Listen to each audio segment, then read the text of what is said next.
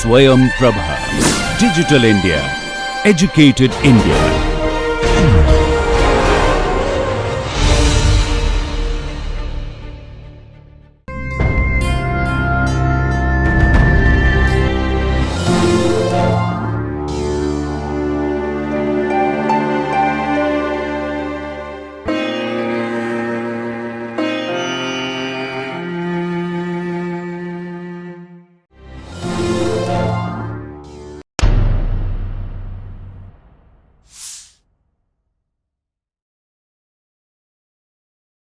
In the last session, we saw what is writing.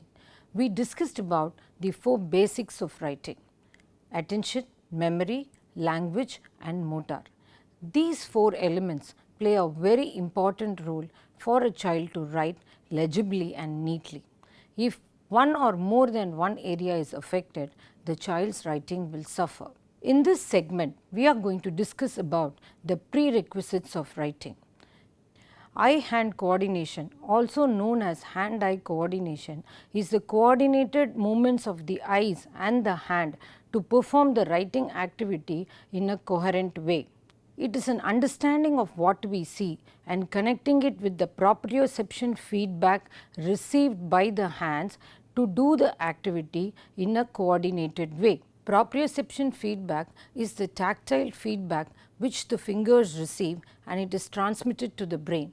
The brain then processes it and sends the signals to the shoulders, arms and the fingers, and these execute the instructions given by the brain. A good example of eye-hand coordination is copying from the board. In the last session, we discussed about the small muscles involved in writing. These muscles need to be matured for the child to write legibly. Now, we are going to talk about upper body strength. Upper body strength involves the muscles of the spine, trunk and the shoulders. If the child has difficulty in any of these muscles, the child's sitting posture would get affected. The child would either want to lie down on the table or the child would complain of pain in the shoulders and the spine. The ability to hold the writing tool is the capacity of the child to hold the pen or pencil correctly. If the child is not able to hold the tool appropriately, the writing would suffer. There is a method of holding the tool.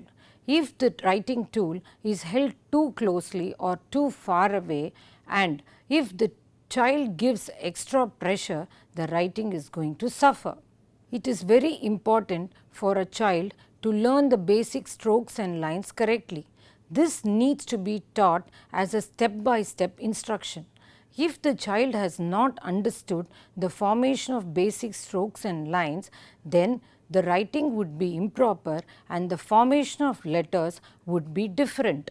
The orientation of the language determines the direction in which we read and write. Most of the languages are oriented left to right. There are few languages which are oriented right to left. The child must understand the requirement of the language and appropriately use the orientation to write. Yet another essential skill is the skill of midline crossing. This is the ability to spontaneously cross over the midline and perform tasks and activities. Example: sitting cross-legged on the floor and reading left to right. Babies and toddlers would use both their hands to initiate picking up things and interacting with things. By the age of 3 to 4 years, the child's midline crossing should have developed and hand dominance established. If the hand dominance is not established, the child would have various difficulties in performing tasks related to writing. Now, let us take the case of a child who is left-handed. If the child is left dominant from his birth, it is strongly recommended that the hand dominance should not be changed forcefully. Let us understand about bilateral coordination. It is the ability of the body to coordinate both the sides and perform an action in a structured way. For example, holding the paper with one hand and writing with the other, cutting the paper with one hand while holding the paper with other. If the child has difficulty in bilateral coordination, the child would find it very difficult to perform various tasks like tying shoelace, buttoning a shirt, crawling, etc.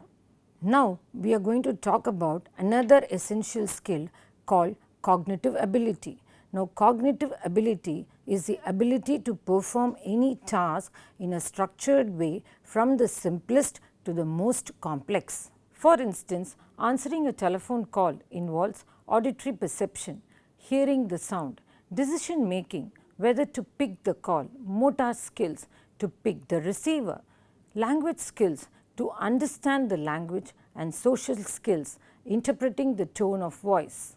So, all these skills require cognitive abilities, and these are very important for a child with specific learning disability to write legibly.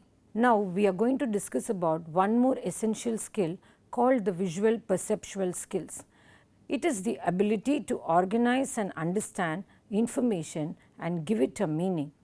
For easier understanding, let us take a picture. Take a minute and note down what is there in the picture.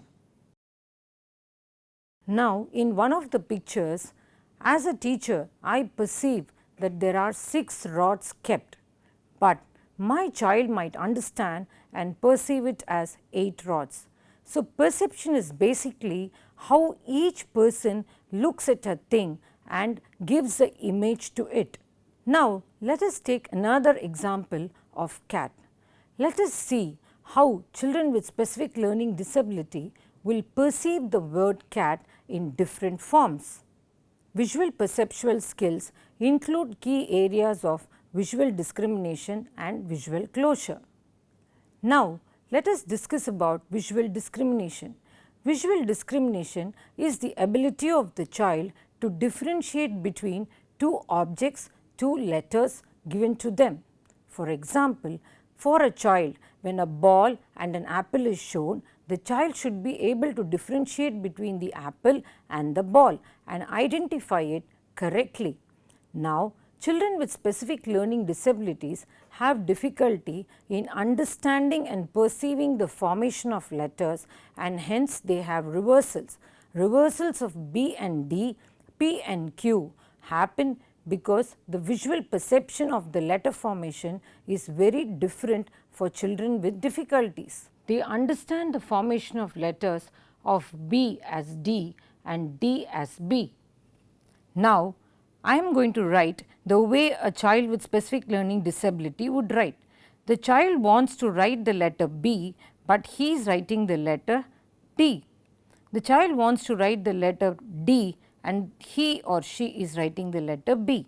Similar kind of difficulties would be seen with P and Q. We are going to talk about yet another skill which is called as visual closure. Visual closure is the ability of a child to give a complete picture when a part of it is shown. For example, if half an apple is drawn, the child must be able to complete the entire apple and form a picture or an image. Children with specific learning disability would have difficulties in this area. They would not be able to complete their letters and the letters might look different. For example, a child with specific learning difficulty might write A as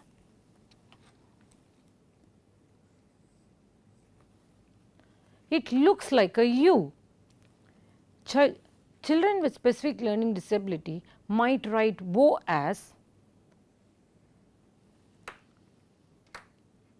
since children with specific learning difficulty might have perception difficulties, their formations might be poor and their writing would be very illegible. Now, let us quickly see few activities which are done using commonly available material. While writing on big surfaces, the child does not have to follow boundaries and it strengthens the muscles of the shoulders, arms and the fingers. By writing on different mediums, the child is able to get different feedbacks and this helps the child to understand the formation of letters better.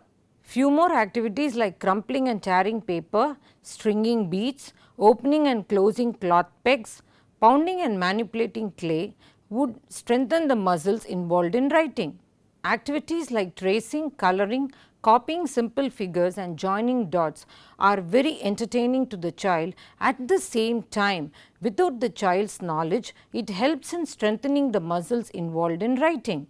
Activities like using scissors and finger paints, screwing and unscrewing of bottles improve the bilateral coordination in a child. In this segment, we have discussed various activities that would improve the pre-skills of a child to enhance the child's writing.